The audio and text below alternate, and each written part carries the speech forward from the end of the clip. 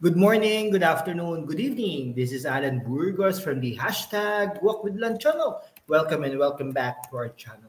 Guys, if you are not yet subscribed to our channel, please do it so now so that you can be a part of this growing family. Officially, we are now 8,923 subscribers. Malapit na po tayo sa 9,000 subscribers. Maraming salamat po sa inyong lahat. Mabuhay po kayo. I love you all at mag-iingat po tayong lahat, lalong-lalo na sa mga panahon ngayon ay dahil hindi po natin maintindihan ang klima ng bansa, minsan mainit, minsan naman malamig. Okay, sige po pag-usapan po natin ngayon ay national naman, no?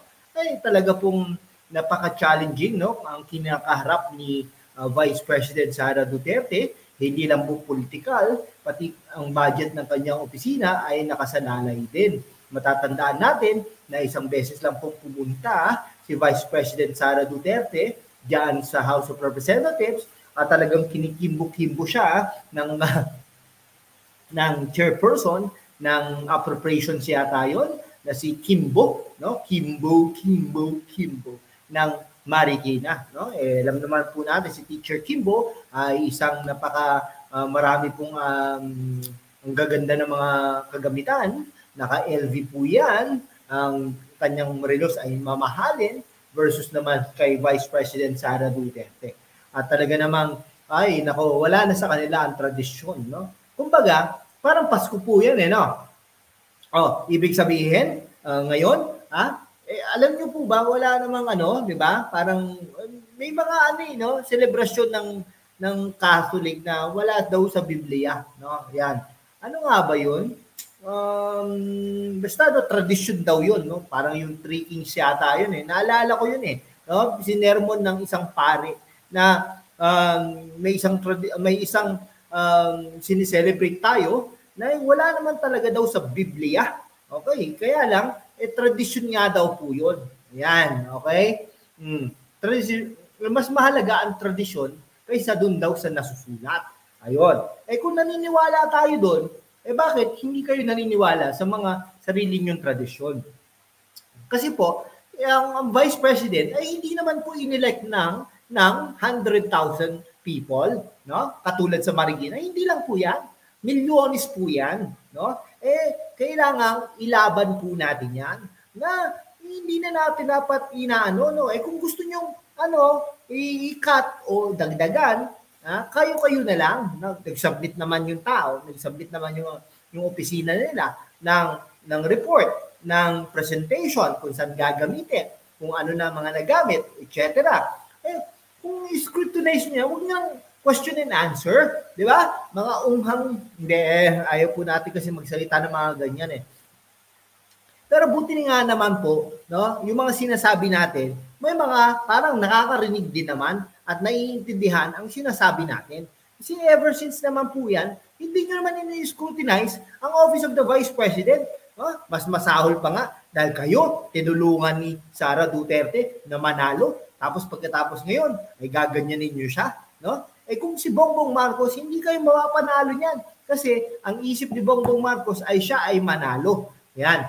Ganun po yun, bakit ang Office of the President, hindi nyo po ini-scrutinize? Kasi po tradisyon yun, di ba? Kaya nga po, kung nagagawa natin sa Office of the President, ba't hindi natin kayang gawin sa Office of the Vice President? Yun po yung tinutukoy natin. Bakit po hindi ganon?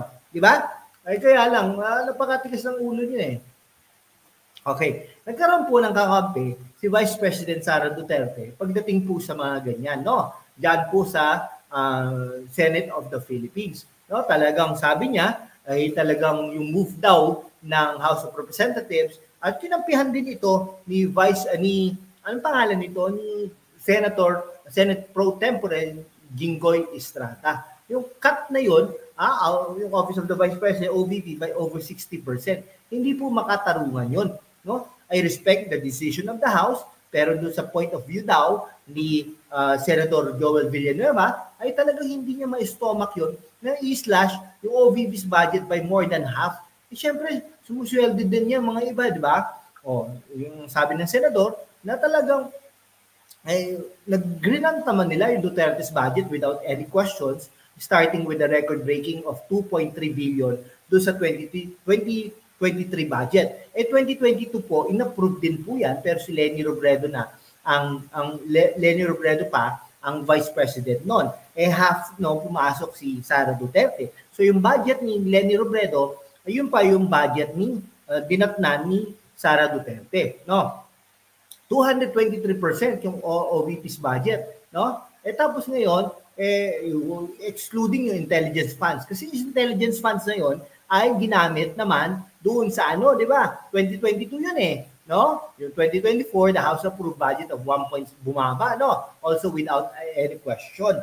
Okay, noong 2025, the OVP asked for a budget of 2.03 billion. But Duterte refused to answer the lawmakers' questions on how she spent taxpayers' money. Hindi ganon. Hindi sa ayaw niyang sumagot. Dahil nga po, parang binabastos nyo ang opisina ng Vice President. No? Ganyan ninyo kayang Office of the President, di ba? Subukan nyo lang, di ba? Kasi kung gaganyanin nyo din ang Office of the President, definitely ako rin isa sa mga papalag na hindi dapat yan. No? The same thing with Office of the Vice President. No? Subukan nyo muna ma-elect na 32 million. Subukan nyo munang manalo bilang Vice President ng Pilipinas bago natin sabihin na kukwestiyonin natin. No? Naku po. Kaya po alam na alam ni dating Pangulong GMA yan dahil nababastusan sa inyo. No? Baka sinasabi na, kabastos-bastos naman nitong mga to. No? Ang babastos nyo sa totoo lang talaga. No? Nakakagigil. Pasensya na kayo. Ayan, di ba? Buti na lang ito si Joel Villanueva at si Senator Jinggoy Estrada ay nag-iisip talaga, no? Sabi niya, tradition is more important than accounting for tax monies. Totoo yan. Totoo talaga yan. Alam nyo, pero kung may nakita kayo, kasuhan nyo. Yun yung katotohanan doon. Kasuhan nyo. Ba't hindi nyo kasuhan? Okay? Pag mga ganon. Pero hindi. Ginagawa niyang politika ang lahat-lahat. No? So, sabi niya, produkto daw siya ng House of Representatives. Nung nandun siya, traditions are very important sa kanila. It may not be part of the law, it may not be part of the rules of the both houses, but we always submit to the traditions of our institutions. Kaya yung mga bago-bago diyan katulad ni Luis Strokes, di ba? Nababasa, hindi po natin alam kung may katotohanan to, allegedly tinago niya, no? Allegedly tinago niya ang kanyang asawa doon sa warrant of arrest. Nako talaga. It's not the office of the Vice President, okay? Hindi sa Duterte, no? But doon sa office of the President, no? Talagang will never look at the personality behind the office. It's not about who is occupying the post, if you ask me. I disagree with the House Committee. Talagang yung ginawa nila ay walang may kapastanganan talaga. No? Yung talagang Committee on Appropriations unanimously voted to reduce 1.3 billion or about 63% of the OVP's request for financial assistance, consultants, utilities, and supplies and rental expenses for next year. Ayun talagang problema, no? Sige, hanggang dito na lang po mga kaibigan ko, ha. Maraming salamat po sa inyong lahat. Kung mag-comment lang po kayo diyan. Mag-ano lang po kayo, ha. Talagang kung may panahon po tayo, ay bibigyan po natin ng panahon.